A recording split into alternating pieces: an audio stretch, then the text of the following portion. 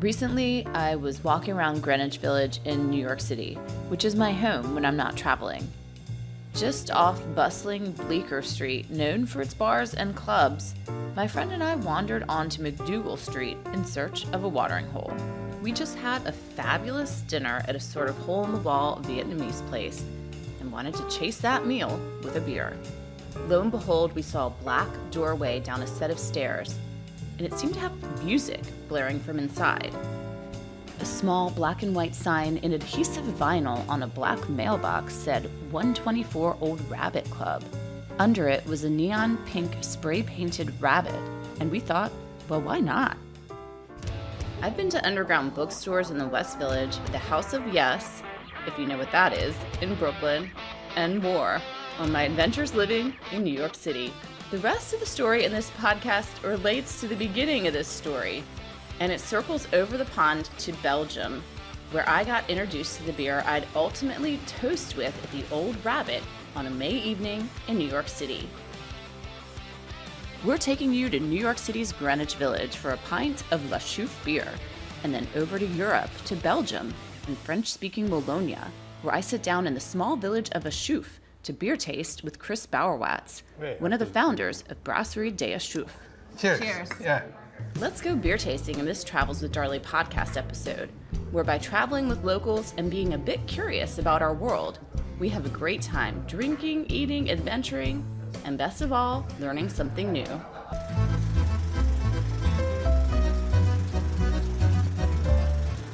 Back in New York's Greenwich Village, I wondered if I should knock on the nondescript door.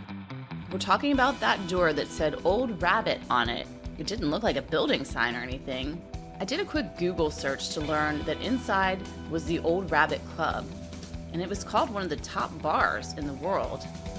Yes, listed on many of the best bars lists. You'll find that this underground bar is probably one of the few true modern speakeasies.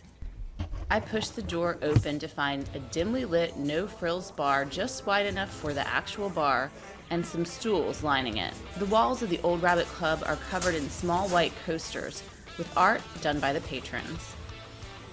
Many funky rabbits were drawn in markers, as well as other beer geek doodles. Pigs, dogs, marker mazes, and more. When one draws when drinking one, or likely more than one, of the over 70 imported beers listed on this menu, you might get a little creative. The old black tin ceiling was accented with subdued lights, and candles lined the bar, where just a few people were sitting and enjoying beers, served by a tattooed armed bartender. After reading through pages of beers, my eyes got a bit blurred in the candlelight, and I turned to my right and saw that little wooden gnome with his signature red Santa hat and long beard representing Chouffe beer, and I knew what I had to order. Because I'd been to the brewery and met one of the founders, and that leads me to the next part of this podcast. First lesson, always open mysterious dark basement doors in Greenwich Village. Well, really, don't. And the second, well, I'll share that at the end of this podcast. And you might pick it out from this podcast's special guest, Chris Bauweraerts. He and his brother founded Chouffe Beer in 1982. They wanted to make a sustainable beer before that was even really a thing, using a traditional brewing method. And today you can visit their brewery and take a tour in the small village of Achouffe.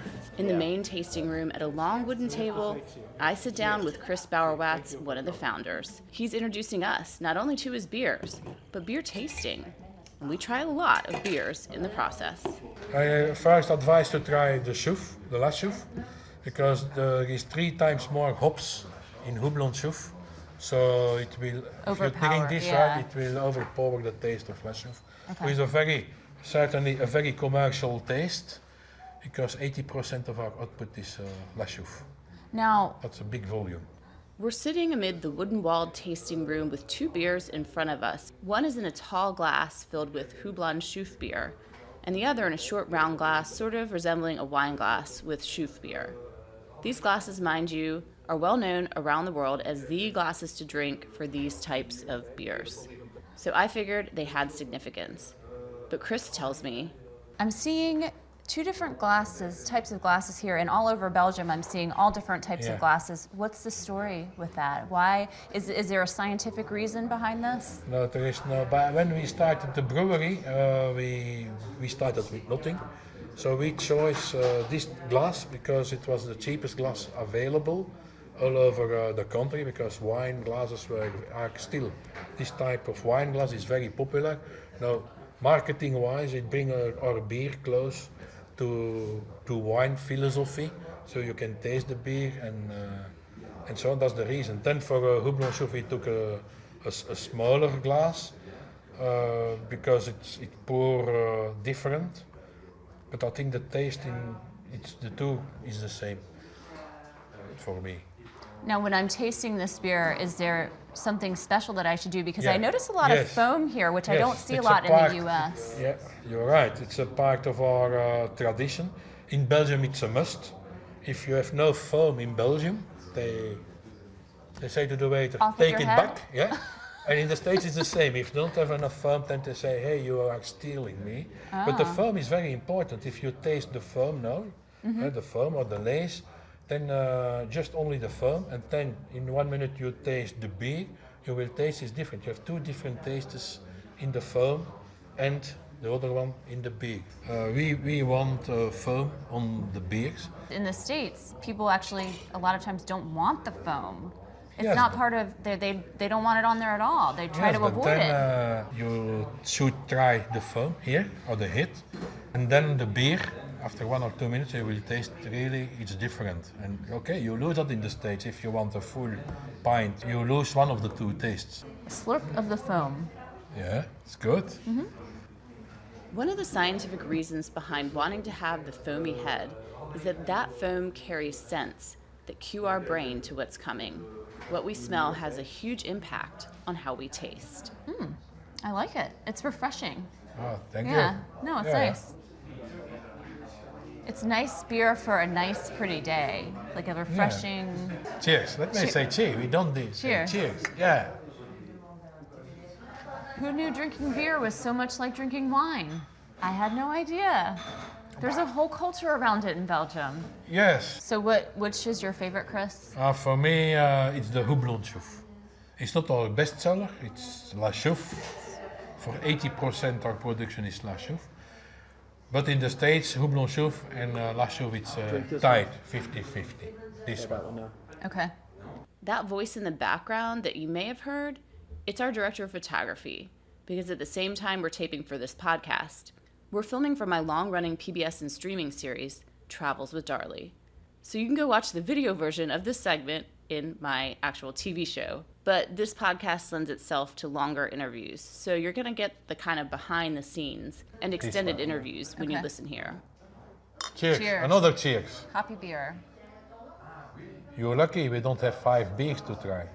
Chris's comment on the amount we're drinking for takes and retakes makes me laugh, because sometimes we do a lot of sipping to get different shots and angles. I actually sometimes have to warn my on-camera counterparts that we're going to be sipping a lot, so just sip. Sometimes they don't, and they might have a few too many while we're filming for Travels with Darley. But that's just part of the process. We're filming with just one camera for this specific segment, but we try to make it look like 2 or 3 to show you different angles, which means we have to do retakes. I like that one. It has a bite to it. Yes, and now I'm discussing as beer lover. If you drink this after La Chouffe, you forget La Chouffe then. So hops is something good for beer. And American hops. Yes, this is the Houblon Chouffe. We use 2 American hops in this beer, Amarillo and Tomahawk. We got a little bit of America here in Belgium. Cheers. Cheers. I think you made a hop revolution in the States. And it came over to Europe, so it's maybe a good thing. So we're sharing. Yeah. We have to teach you how to pour a beer. And, we teach you about hops. Yeah. You teach us how to pour. Exactly. Yeah. Hey. Yeah. That's where the friendship begins. Yeah. Cheers. Well, I will go back home, Chris, and I will share my knowledge of the correct way to drink beer from what I learned in Belgium. Cheers. Cheers. So my second lesson learned. When you have the chance to drink with an entrepreneur, a founder, or an expert on anything, say cheers and have as many sips as needed to get the story. I could have talked to Chris all day, but alas, I had to depart for another Belgium adventure. If you want to learn more about Belgium, places to try beer, travel, meet cool locals, and have interesting adventures, check back to my previous episodes of this podcast, taking you around the world. And please subscribe for more great adventures to come.